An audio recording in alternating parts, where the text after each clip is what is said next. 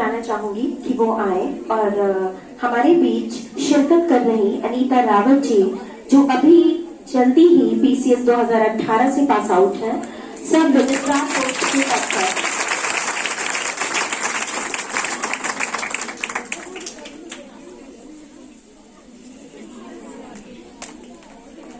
मिलने आई हैं मैडम अनीता रावत जी, पूजा जी और सभी अतिथिगण। 2018 में चयनित अनीता रावत जी आएंगी। बहुत ही मुझे आश्चर्य लगता है कि आज के समय में रामनगर के लोटीजई में प्राथमिक विद्यालय और पूर्व माध्यमिक विद्यालय में पढ़कर उन्होंने इस मुकाम को हासिल किया। रखना चाहेंगे कि उनके लिए कि मैं महत्वाकांक्षी हूँ, मुझे फलक तक जाना है। मैं महत्वाकांक्षी हूँ, मुझे फलक तक जाना है, सितारों से आगे कहीं अपना आशियां बनाना है।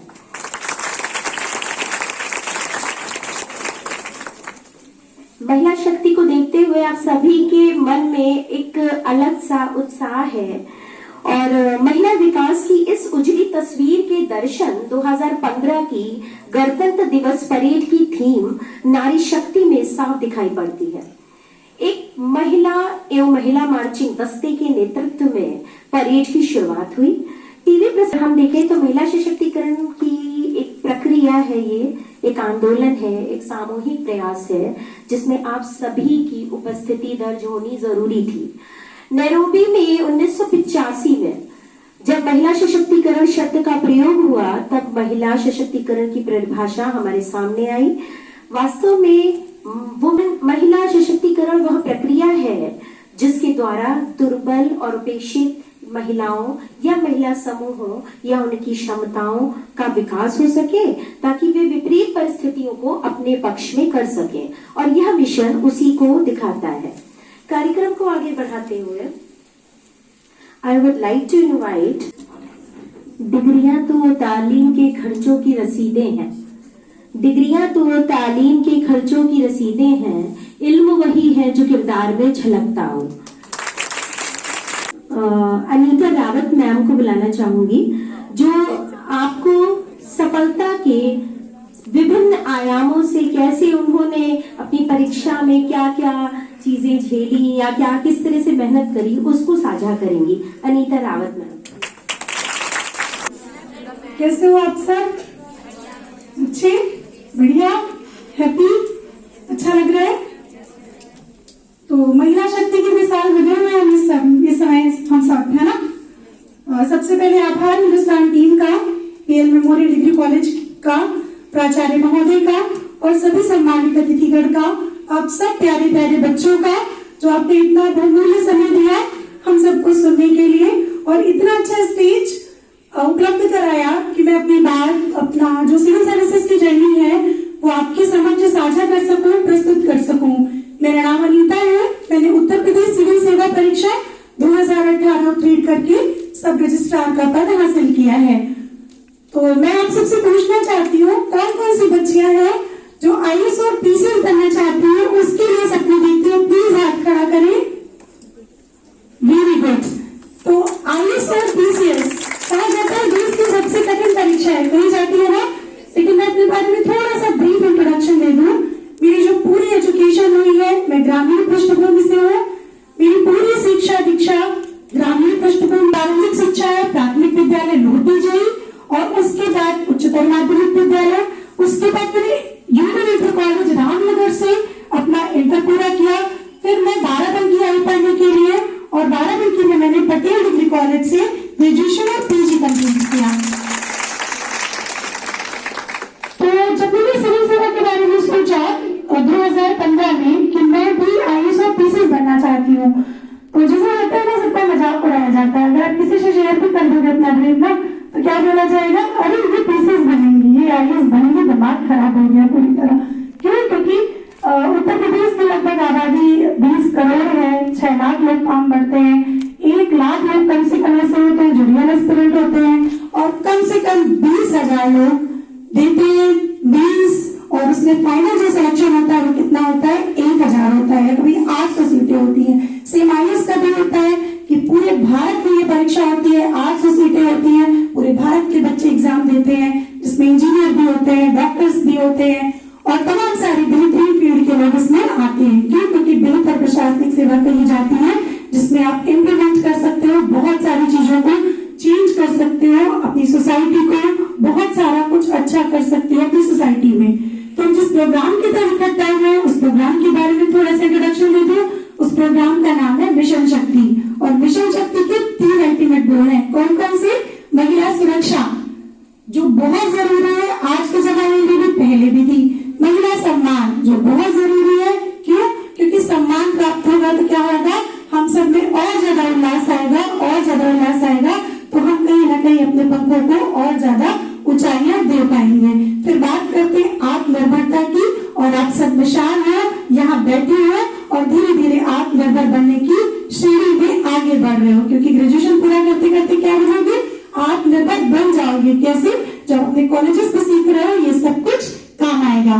मैं थोड़ी सी जर्नी और बता दूं कि जब 2015 में मैंने स्टार्ट किया तो मैंने पहले IAS का एग्जाम दिया था। तो मेरी फैमिली में मेरे फादर भी इस चीज के लिए एग्री नहीं थे कि मैं IAS PCS का एग्जाम दूं, क्योंकि मैं बहुत छोटी फैमिली से हूँ, तो वहाँ बहुत चैलेंजिंग माना जाता है, बहुत मुश्किल माना जाता है। वो गलत नहीं थे, मैं गलत बिल्कुल नहीं मानती। तो कुछ लड़कियां ऐसी होंगी, मैं ये इसलिए शेयर कर रही हूँ कि हो सकता है कोई आपके सपोर्ट में ना हो, फिर कैसे आपको अपने परिवार को कन्विंस करना है।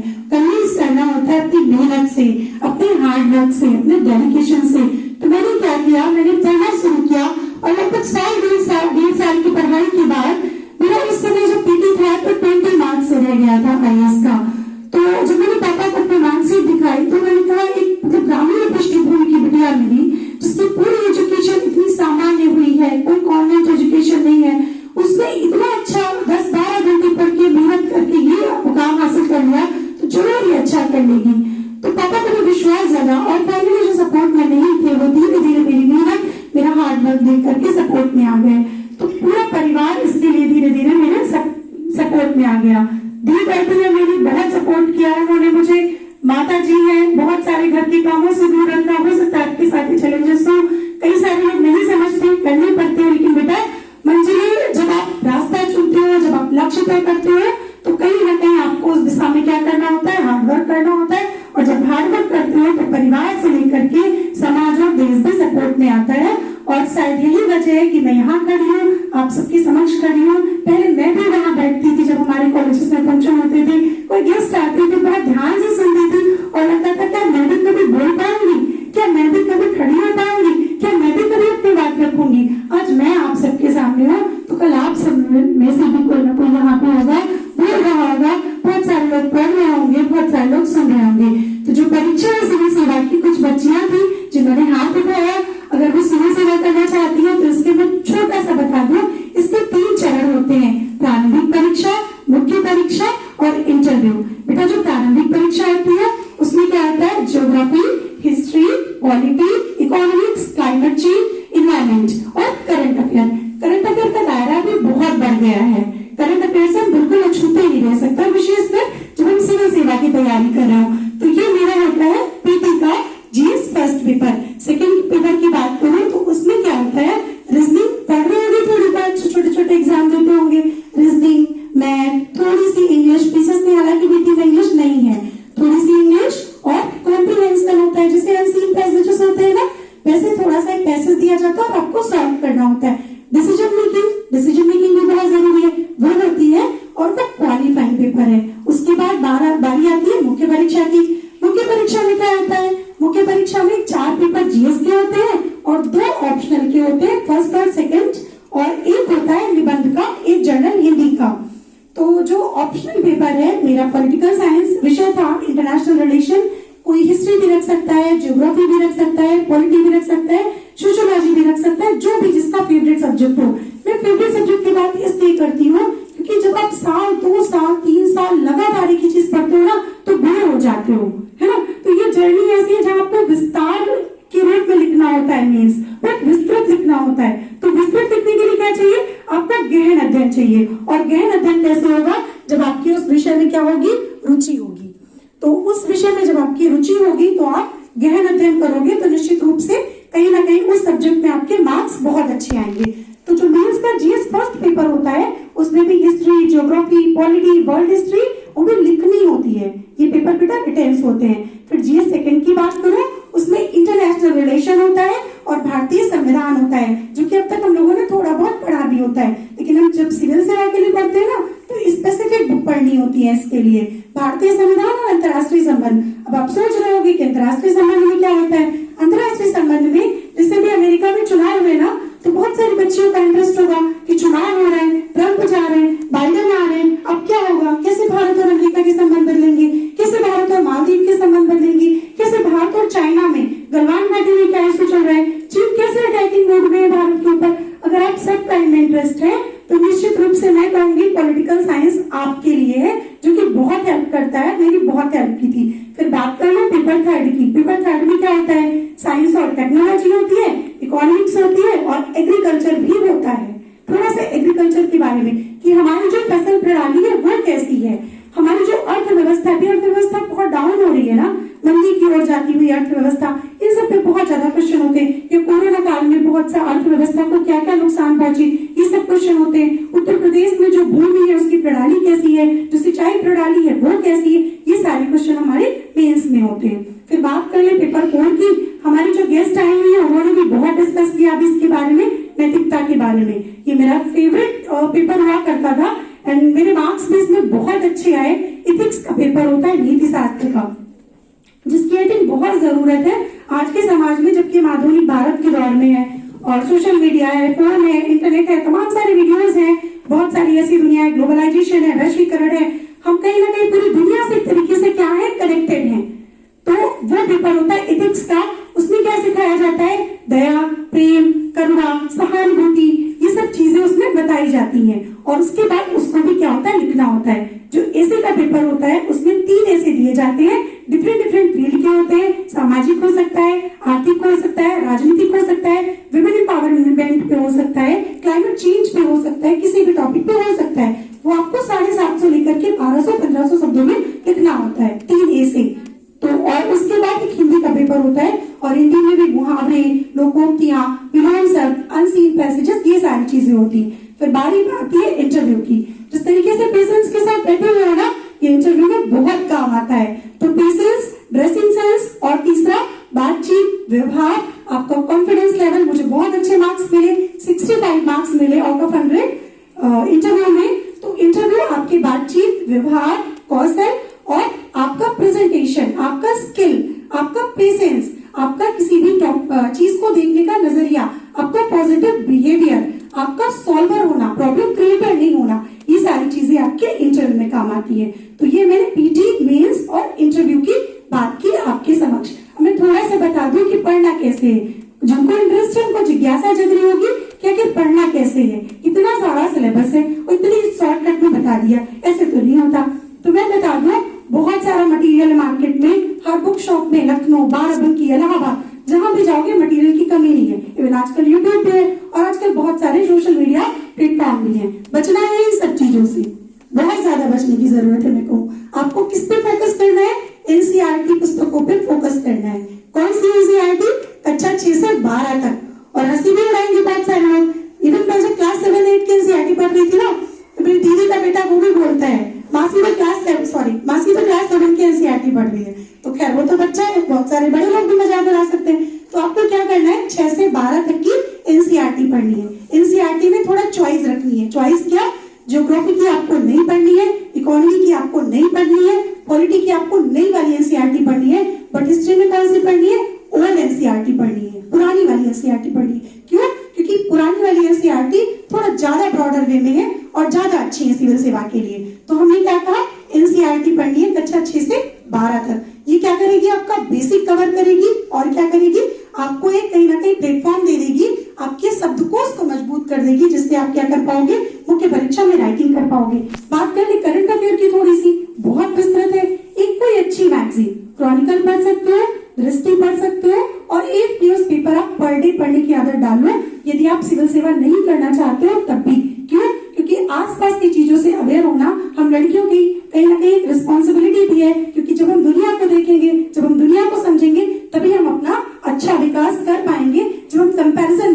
जाते हैं।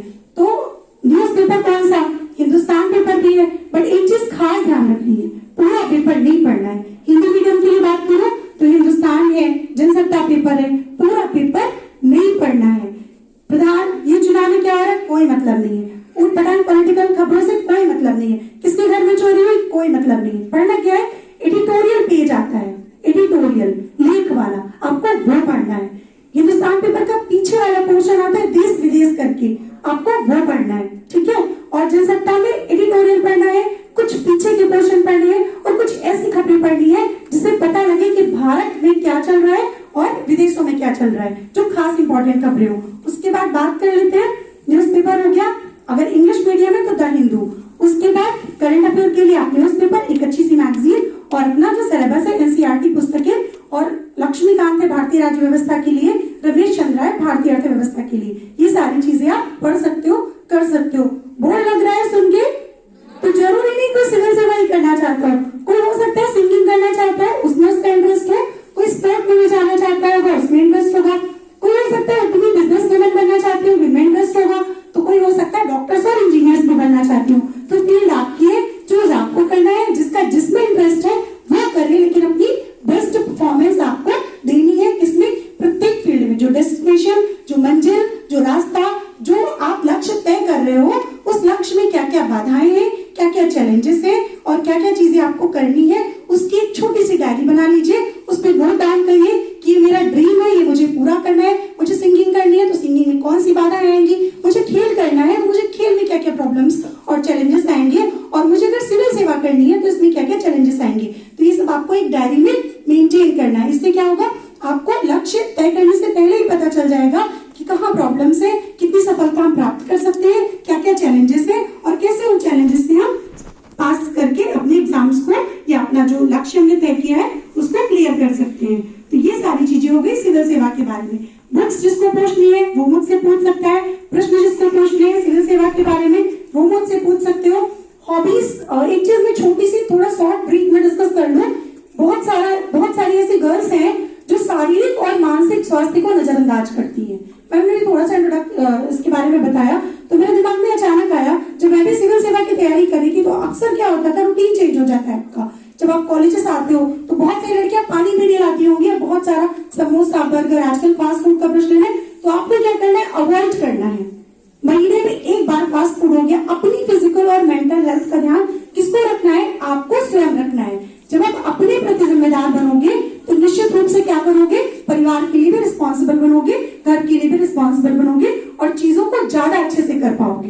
तो फिजिकल हेल्थ को बिल्कुल नजरअंदाज नहीं करना है, मेंटल हेल्थ को बिल्कुल नजरअंदाज नहीं करना है, क्योंकि मानसिक 30 मिनट अपने लिए पर डे निकालने। आप डांस करो, आप योगा करो, आप दौड़ो, रनिंग करो, ये जो आपका फेवरेट काम हो। आप राइटिंग करते हो, कोई बहुत अच्छी पोएम लिखता होगा, कोई बहुत अच्छा एसे लिखता होगा, जिसको जिसमें इंटरेस्ट है वो आप लिखो, वो आप काम करो, रनिंग करो, डांस करो, कुछ भी करो, पर 30 मिनट अपने लिए निकालो, अपने बारे में जरूर सोचो। शारीरिक और मानसिक स्वास्थ्य को बिल्कुल नजरअंदाज नहीं करना है, क्योंकि जब हमारी हेल्थ अच्छी नहीं होगी तो हम कितना भी बड़ा मुकाम हासिल कर ले उसका कोई मतलब नहीं रह जाता है। तो मैं लास्ट एंडिंग करूंगी। कैफी आजमी की एक नज्म है औरत, मुझे बहुत पसंद है, कुछ उसकी लाइनें हैं, मैं आप सबके समक्ष प्रस्तुत कर रही हूँ।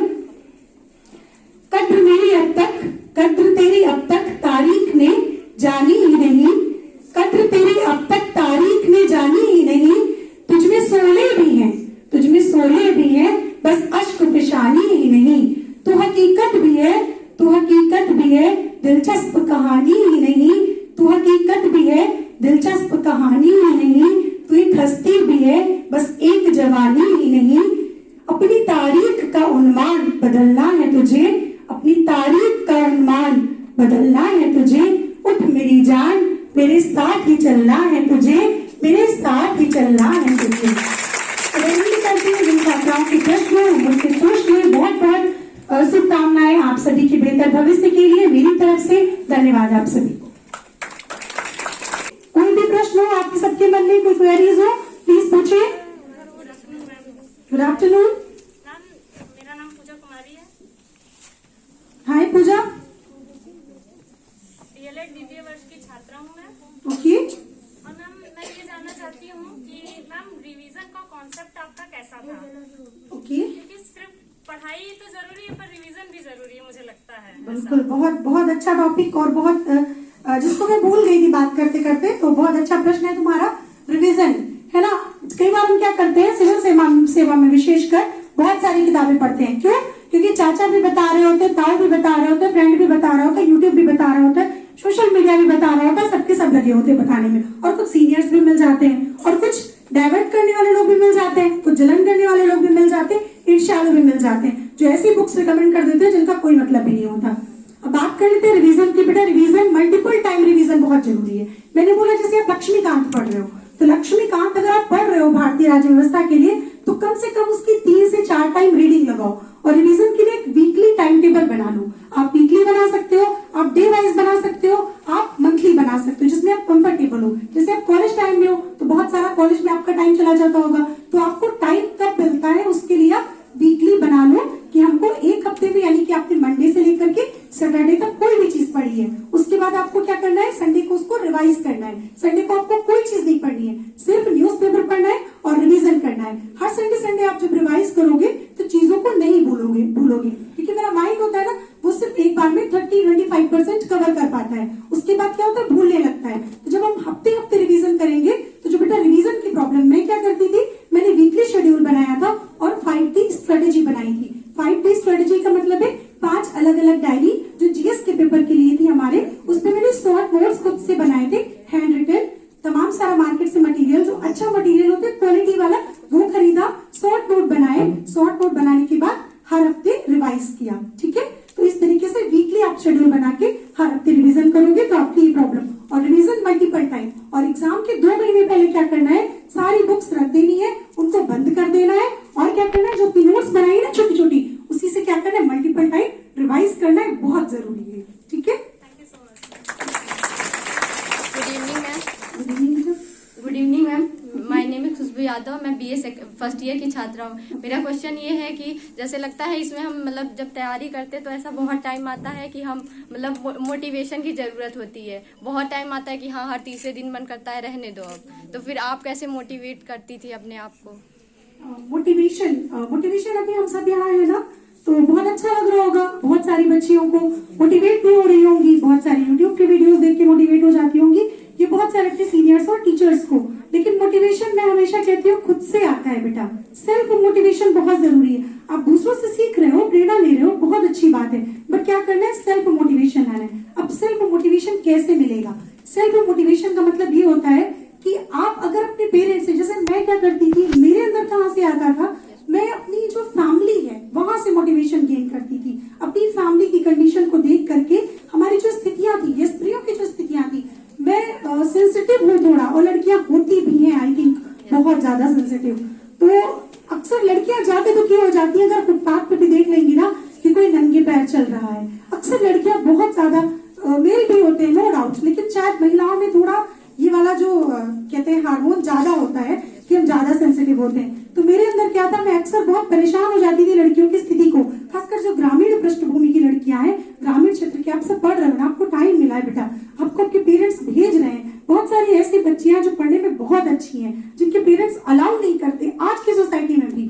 बहुत सारे उनके पास काम जिम्मेदारियां थोप देते हैं, वो ब्रिलियंट है, उन्हें मौका नहीं मिल रहा, तो क्या मोटिवेशन उनको देख करके आएगा कि नहीं मौका नहीं मिल रहा है, मुझे मौका मिल रहा है, मुझे इनके लिए कुछ अच्छा करना है। और जब सिविल सेवा में जाते हो, जैसे मैम टीचर हैं, ये बहुत सारे लोग टीचर बनते हैं, तब भी आप 100-200 कम से कम 1000 लोगों की जिंदगी में परिवर्तन ला सकते हो। जब आप सिविल सेवा में जाते हो, as IAS, as PCS, as DM, as SDM या किसी भी पोस्ट पे, तो आप क्या कर सकते हो, एक मेजर चेंज ला सकते हो सोसाइटी में, उन सबकी मदद कर सकते हो जो बहुत परेशान है, जो बहुत बेहाल है। तो सेल्फ मोटिवेशन, जिसको आप प्रेरणा स्रोत मानते हो, आपके पापा हो सकते हैं, आपकी मम्मी हो सकती है, आपकी सिस्टर, आपके भाई, जिनको आप देखते हो कि बहुत परेशान है, बहुत खटते हैं, उनको वो लाइफ में रिस्पेक्ट नहीं मिल रही है, तो वो चीज आपको सेल्फ मोटिवेट करेगी। और अपनी पहचान बनाना, उन लड़कियों के लिए कुछ करना जिनको हासिल नहीं है कि वो पढ़ पाए आपकी तरह, उन लोगों के लिए रैन बसेरे बनाना। इस जनवरी की ठंड में भी सड़कों पे लेटे दिखते हैं, उनके लिए रैन बसेरे का निर्माण कर पाओगे आप।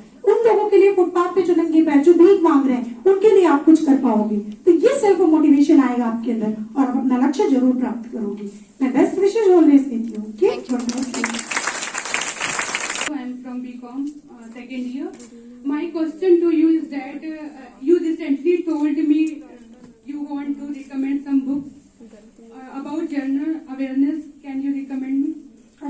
ओके, जनरल अवेयरनेस की जो बुक्स हैं उसके बारे में बेटा थोड़ा सा बता दूं। जो बुक्स हैं वो लक्ष्मीकांत है, भारतीय राज्य व्यवस्था की। पहले मैंने कहा आपको पढ़ना है 6 से 12 तक एनसीईआरटी, ठीक है, 6 से 12 तक एनसीईआरटी किसकी, हिस्ट्री की, ज्योग्राफी की, पॉलिटी की, इकोनॉमी की, लेकिन हिस्ट्री की ओल्ड एनसीईआरटी। ओके, ये ध्यान रखना है, बाकी सबकी न्यू। हाँ बेटा। Ma'am, my dream is not to become an IAS officer. Okay. My dream is to become RBI grade B, to crack RBI grade B. Okay. About that. Okay, तो journal awareness आपको NCERT फिर उसमें इतना recommend नहीं होंगी, लेकिन मैं थोड़ा सा सजेस्ट करूंगी जहां तक मैं जानती हूँ इसके इस एग्जाम के बारे में कि आपको इकोनॉमिक्स की एनसीईआरटी जरूर पढ़ लेनी चाहिए, ठीक है बेटा। तो इकोनॉमिक्स की आप क्या करो, एनसीईआरटी मार्केट से ले लो। उसके बाद कोई अच्छी मैगजीन जिसमें इकोनॉमी के आंकड़े ज्यादा हो, जैसे भी बजट आया है ना, तो बजट पे आपका खास ध्यान होना चाहिए। इकोनॉमिक सर्वे आया है ना, तो इकोनॉमिक सर्वे विजन का बहुत अच्छा आता है मार्केट में, तो विजन का आईएएस के लिए आता है, लेकिन वो आपके आरबीआई वाले एग्जाम में परफेक्ट काम करेगा। वो आप ले लो, आर्थिक समीक्षा और इकोनॉमिक सर्वे, और उसके बाद बजट, और उसके बाद एक पेपर।